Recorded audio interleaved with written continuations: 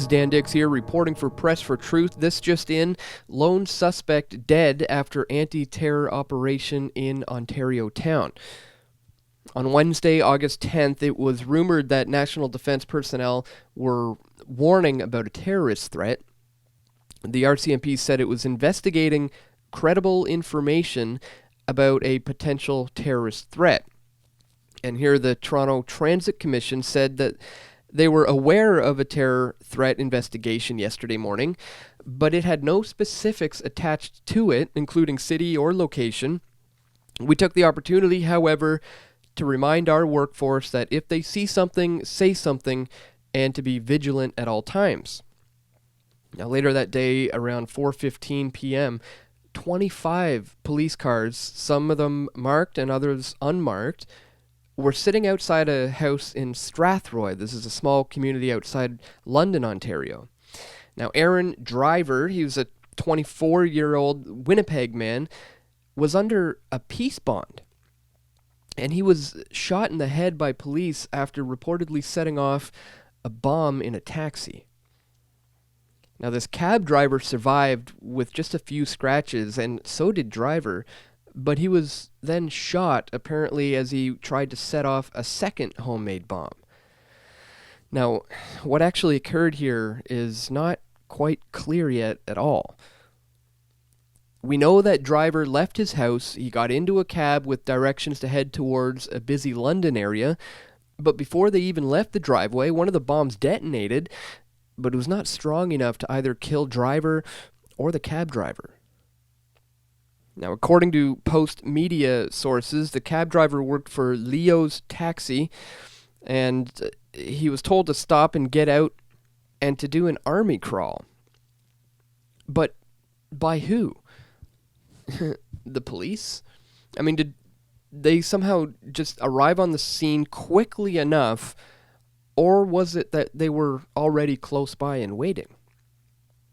Did Driver and the cab driver just sit there unconsciously for some period of time until the police arrived, or were they already there? For over a year, federal authorities have targeted Aaron Driver because of his sympathies to ISIS and the Islamic fascist movement.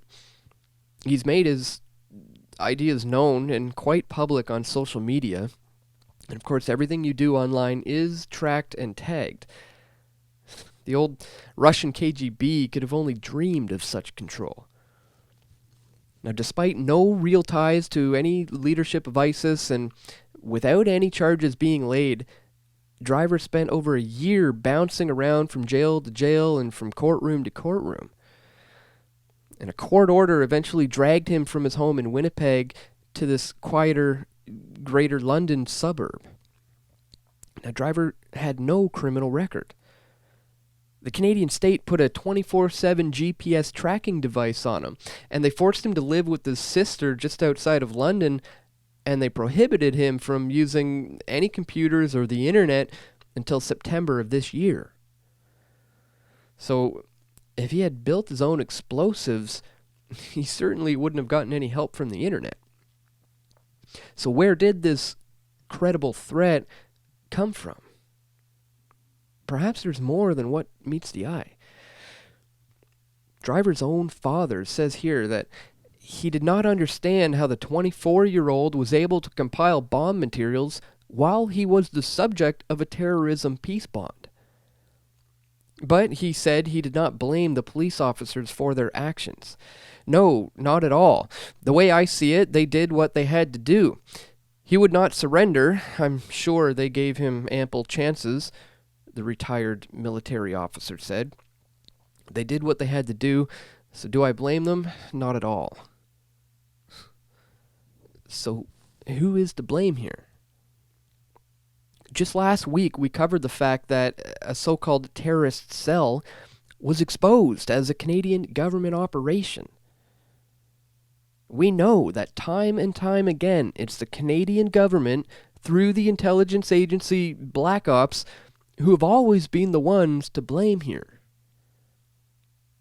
So perhaps the appropriate steps taken by the RCMP and CSIS and other police and security agencies actually enabled these threats to materialize. profit-seeking security agency would have an incentive to protect its clients. The government of Canada is an insufficient, corrupt, and wealth-destroying bureaucracy. Our threat level here is at medium, as if it was a temperature that the government could just set like a thermometer. It's just propaganda, folks. Nothing but mainstream sensationalism to distract you from the fact that we live in a fascist empire. Made worse by the fact that the masses believe that they're free, and it's the government who's the ones who's keeping them safe. It doesn't get much more Orwellian than that. Thank you for watching, guys. Subscribe to the channel if you're new here, and also join us as a PFT patron to support real independent media. And check the links in the description to learn how you can donate. We can't do this work without your help. Also, follow us on Steemit. The links are located in the description as well. And stay tuned, guys. We've got more video reports coming soon. This is Dan Dix reporting for PressForTruth.ca. If we want to keep our freedoms to share that with others, our friends, our family, and get people talking. Well, the results are in, and as you can see, the majority of Canadians that we've spoken with today are completely in favor of maintaining our freedom of speech as we have it to this day here in Canada, even in the face of these violent terrorists who are backed by the Western state.